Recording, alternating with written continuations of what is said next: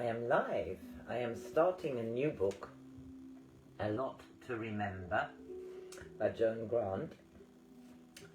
This book is dedicated, I read here just now, to Denys, that was also her husband, Denys Kelsey, and Charles, with love, Charles Marshall, with love for A Lot to Remember. It was published in 1962. And I'm reading the sleeve note. Joan Grant, by the faculty she calls far memory, can recall dynastic Egypt or Renaissance Italy as vividly as the incidents she recorded in her autobiography, Time Out of Mind. So no one who knows her books will be surprised that these present reminiscences centered on the Lot, a little known but uniquely lovely département of central France, are on two levels of experience. The many friends she shares with the reader include a troupe of performers on the high wire and a cannibal whose meal she inadvertently shared. But among them were also ghosts, a German warder in a French prison, a 16th century monk trapped by his own malediction, and an executioner driven over the edge of the cliff at Saint-Sur-la-Pobie, widely acknowledged to be the most beautiful village in France, where Joan Grant spent several months on one of her four Lautoise holidays. Furthermore, she infuses life into the relevant history, making it memorable instead of a drab procession of names and dates. And she provides, too, a rich and entertaining fund of practical information for those who may be fortunate enough to follow in her tracks. So it came yesterday, on the 8th of October 2024, and I'm starting here, number 1, contents, to the Loire. Chapter 1, to the Loire. As I write this opening chapter, which I can now do as the rest of the manuscript is finished, it is difficult to decide whether it should be listed as travel or as autobiography. The action takes place between 1956 and 1960, with flashbacks to 1938, and is shared by Charles Beatty while I was married to him, and by my husband Denys Kelsey. The locale is the Lot, rhyming with hot instead of with lou, as in lou and lo and behold. A French département of some 3,000 square miles, and the river Lot, which rises in the massive central, the lower vertebrae of the body of France, and loops westwards until it joins the Garonne 60 miles southeast of Bordeaux. The book was conceived while I was sitting despondently on a mildewed haystack in country Wexford, watching Prosper, a king-sized Springer Spaniel, chasing his crow. It could properly be described as his crow, for he had chased it for weeks before it toppled off a branch into his mouth, an accident which caused him to bring it home so that he could guard it devotedly from my 6-toed cats while it convalesced in its basket. I knew that Prosper would be content to chase his crow, day after day, week after week, but how much longer could I endure watching hounds chase foxes? For 5 long months I had been in Ireland, among a redundancy of horses and far too many hostile spooks. It had been bearable because I was fully occupied with writing Time Out of Mind, the autobiography of my first 30 years as Joan, which described how I trained the faculty of far memory up to the time when I wrote Winged Pharaoh. But now it was finished, so what was I going to do with myself? Today at least it was not raining, but the thin April sunshine gave only the illusion of warmth. If only there were real heat to bake the winter from my bones. After wallowing in similar woe-begone thoughts, I suddenly decided that Providence must be prompted to transfer me to a more congenial climate.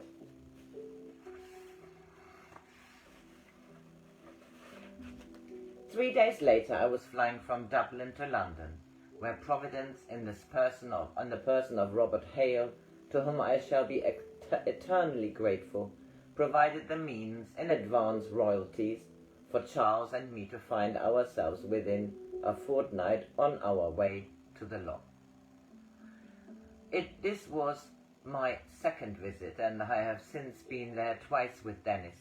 This book follows a topographical rather than a chronological sequence, so as to provide a route for those whose time is limited, which would give a fairly comprehensive view of the lot in a holiday of 2 or 3 weeks. Being a confirmed map addict, I would rather find myself in a noble cellar without a corkscrew than in France without Michelin's large-scale 1 centimeter equals 2 kilometers series. So although I have given most of the relevant route numbers and provided maps which show every place mentioned in the text, I strongly advise getting at least Michelin number 75 and 79 before following factually in my tracks. Also get the current guide Michelin, because although the town plans in an out-of-date edition might still be useful, the recommended hotels and restaurants may have changed hands and so had their rating altered or deleted. This is heartfelt advice, for Denys and I made a long detour to lunch at Rodez, as we had done the previous year, when we enjoyed a meal as memorable as the one described in chapter 26, and discovered too late that the gastronomic genius of Madame Faux no longer presided at the station buffet. By car to Brive, the chief town of the region, where recollection of the lot began, is 400 miles from Le Havre, and I prefer this overnight crossing from Southampton instead of arriving later in the day at Boulogne or at Calais, which adds 70 miles to the journey. For the early start allow a leisurely drive before a night on the Loire. Alternatives are the air ferries to Calais or Le Duc-Touquet, or taking the car by train from Boulogne. So to Lyon, as we did, in reverse on our way home. So when Denys and I left his consulting room in Harley Street on the 28th of April 1960, his appointment book for the following day had a single entry, 2000 hours, Southampton docks. We had expected to cross on the Normannia, and so were surprised to see St. Patrick on the stem of the ship alongside Dock 7. I was not only surprised, but startled, for I recognized her as the elderly vessel who had conveyed me through a 4-scale 9 from Fishguard to Rosslare. As we boarded her, there was no doubt she was the same ship, a little more battered, a little shabbier, with even blacker smoke belching from her stack to rebuke with smuts the boastful freshness of paint on nearby ships. But there was a great change for all that. The bar shelves were bare of bottles, incongruous as a wake without a corpse.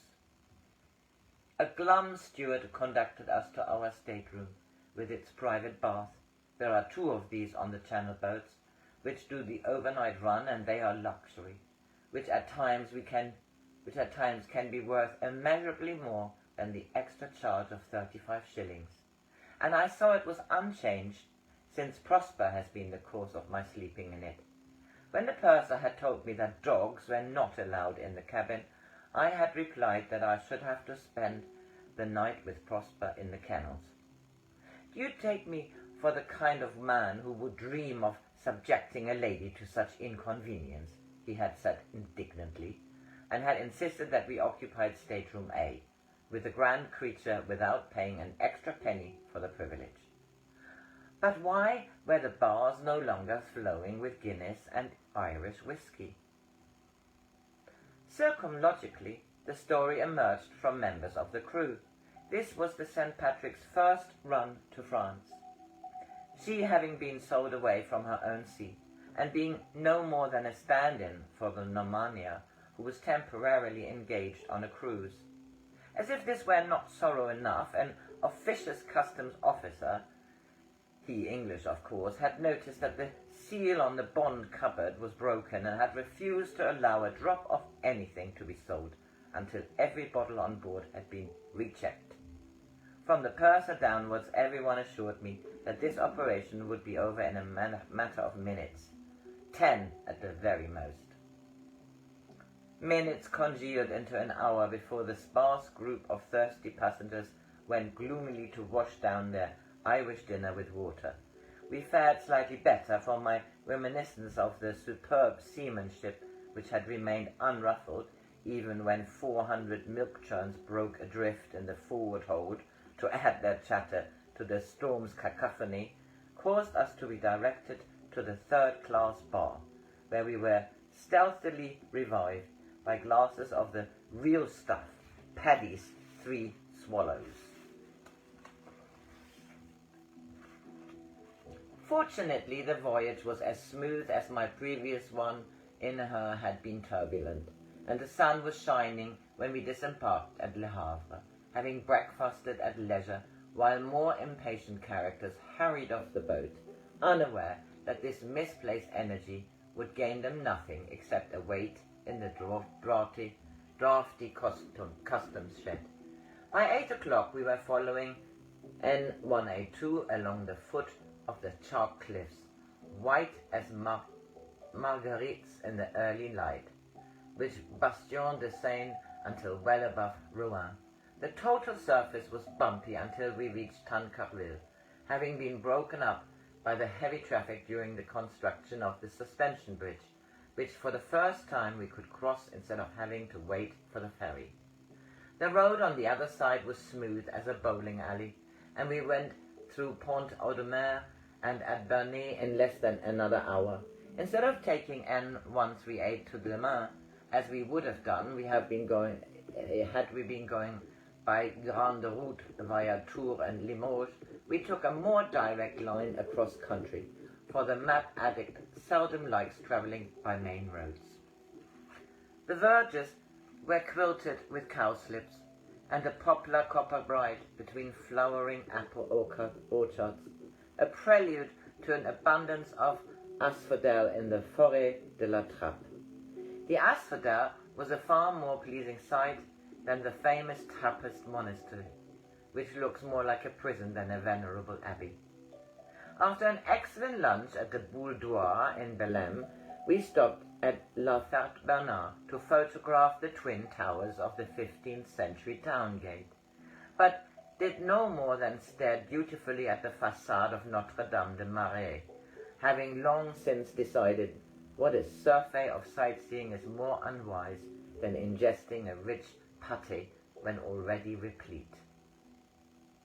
By the time we reached Saint-Calais, we felt sufficiently nimble to get out of the car to admire the carving on the doors of the church, which gave me the excuse to inform Denys that Saint-Calais is the birthplace of Charles Garnier, the son of a wheelwright, who was the architect of the casino at Monte Carlo and the Paris Opera House. We crossed the Loire at Montoire, the relatively undistinguished river from which the department Loire-et-Cher is named, and came to the Loire at Veuves, a hamlet between Amboise and Blois. We had intended to spend the night in Blois, not to revisit the chateau, nor the sun et LOIRE, moving as this is at the Chateau de Chambord, but so as to experience again the superb terrine maison, the succulent pigeons on some equally delicious dish at Chez Léon, a restaurant I had originally discovered not in the Guide Michelin, but through the kindly advice of a garagist.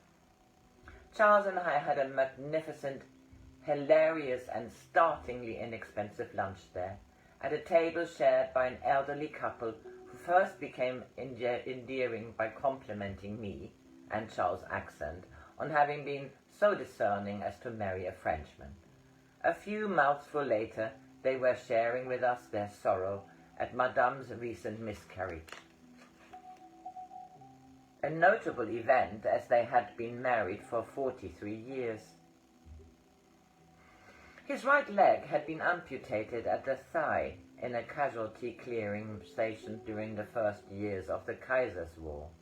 But this wound, so Madame assured me, had in no way diminished her beloved husband, and they had embarked on another child, which would have been 30 years younger than the others, only to prove to their patronizing grandchildren that the old people were still fully conversant with the joys of the bed. Denys and I had an equally good, though less anecdotal, lunch when we went to Gillian, but we did not stay in Blois, for when we saw the Château de Chaumont, serene on its wooded height beyond the loosened river, we decided to look for a hotel in the little town threaded below it at the water's edge. Even before I had finished nest building, a process which usually includes arranging flowers we have collected during the day, a vase and a 2-liter milk can to keep them fresh, being essential items of our equipment, the view of the Loire flowing gently below the bedroom window made us agree that it would be foolish not to prolong our stay, should we also approve our dinner. And the dinner was worthy of the aloes, a delectable species of chad, which we had never eaten before, because it comes upriver only in early summer. So it was 3 days later when we reluctantly left the hostelry du Château. This is the end of chapter 1. Isn't it lovely? And it's full of maps as well, but I can't read them, and she actually describes these maps verbally. I'll just give you an example. Interesting, all new to me.